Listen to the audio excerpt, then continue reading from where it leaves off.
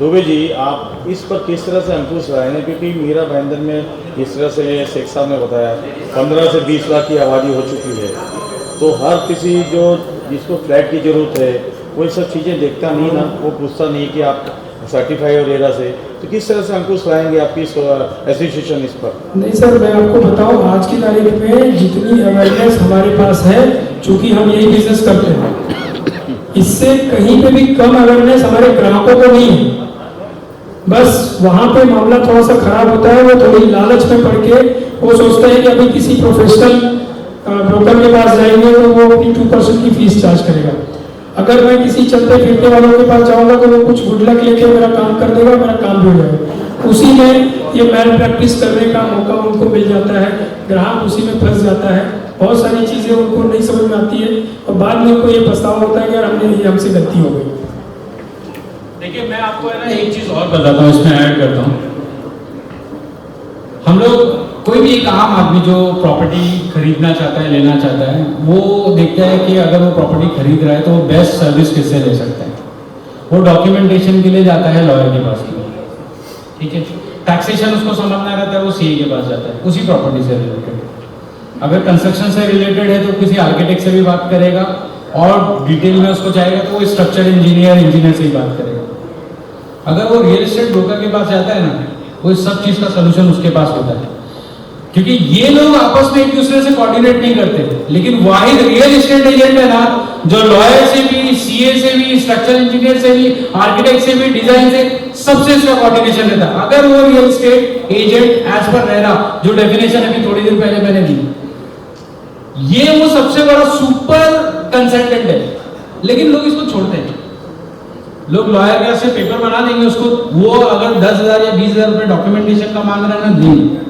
Tax बचा रहा है सीए, उसकी फीस होगी, वो देंगे, टीडीएस भरने के लिए भी फीस देंगे, आर्किटेक्चर को उसको डिजाइन के लिए पैसा देंगे। लेकिन वो ब्रोकर जो ये सब चीज का कोऑर्डिनेशन कर सकता है, जिसको बेसिक इंफॉर्मेशन इन सब चीज के बारे में मालूम है, उसकी फीस देने के बचाने के चक्कर में उन लोगों का रास्ता तलाश करते हैं जो लोग नॉन प्रोफेशनल। तो मैं आपके इस मीडिया के जरिए बात करना चाहूंगा, अगर आप हर चीज में परफेक्शन चाहते हैं, आप प्रॉपर्टी का बिजनेस करना चाहते हैं, या सॉरी बिजनेस करना, आप प्रॉपर्टी खरीदने जा रहे हैं, तो आप कंसल्टेंट से, और वो भी सर्टिफाइड कंसल्टेंट से बात करें, उससे मिले और उसकी जो फीस होती है वो अदा करें। उसी के लिए हमारा ये पूरा प्रोग्राम है। तो हम चाहते हैं कि लोग भी जो समाज में, देखो शहर ग्रोथ हो रहा है, हमारे शहर की सबसे बड़ी ग्रोथ है ना, वो रियल एस्टेट इंडस्ट्री है, और उसी की बिना पर हमारी ये इंडस्ट्री, यानी हम रियल एस्टेट ब्रोकर की फर्टिलिटी भी सबसे बड़ी ऑर्गेनाइजेशन है।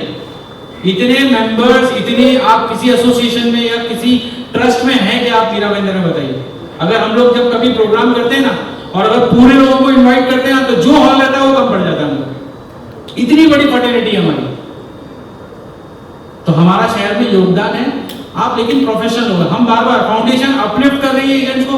हम लोग खुद जब रेरा नहीं आया था उसके पहले हम रेरा से अपील कर रहे थे कि एजेंट्स के लिए कोई ट्रेनिंग प्रोग्राम लाओ। उसने ट्रेनिंग के साथ में एग्जाम वाला ही प्रोग्राम लाया। तो हमारी ये मांग ही थी कि इस तरह से कुछ करे, और वो अथॉरिटी बॉडी ने किया वो चीज को।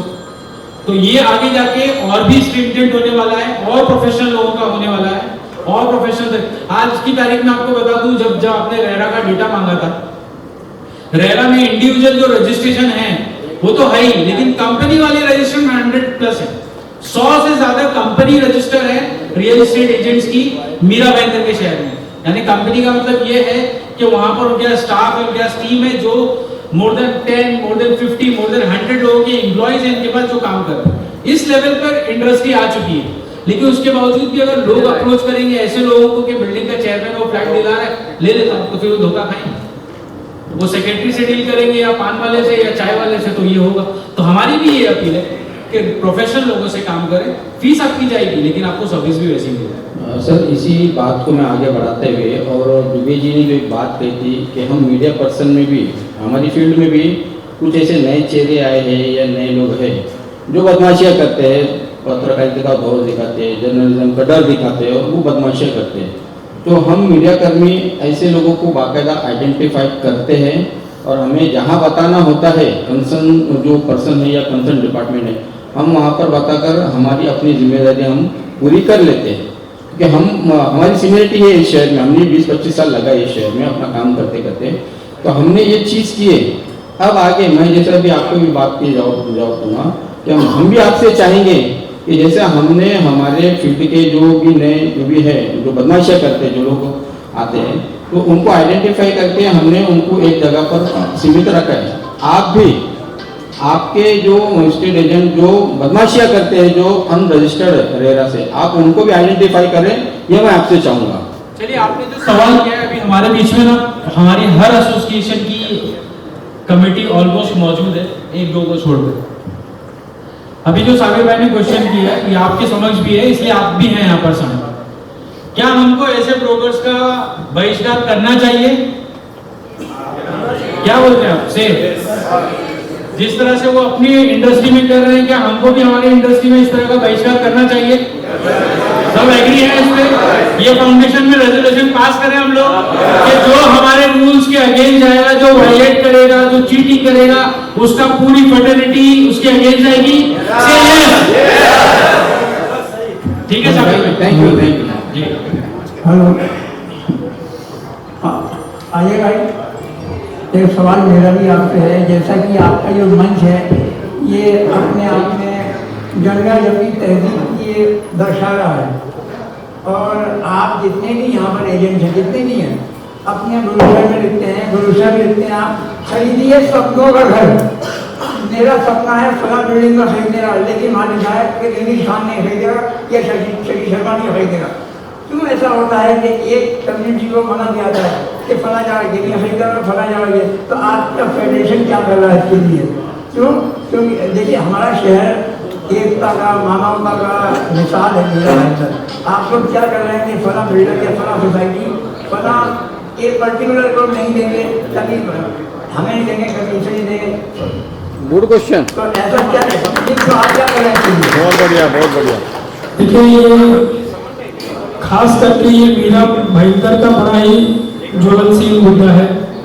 हम लोग हमेशा इस चीज़ पे प्रयास करते हैं और आए दिन जिस तरीके से मीरा भाईंदर शहर में ये आइसोलेशन चल रहा है कि भाई हिंदू अपनी टेरिटरी में रहना चाहता है, मुस्लिम अपनी टेरिटरी में रहना चाहता है।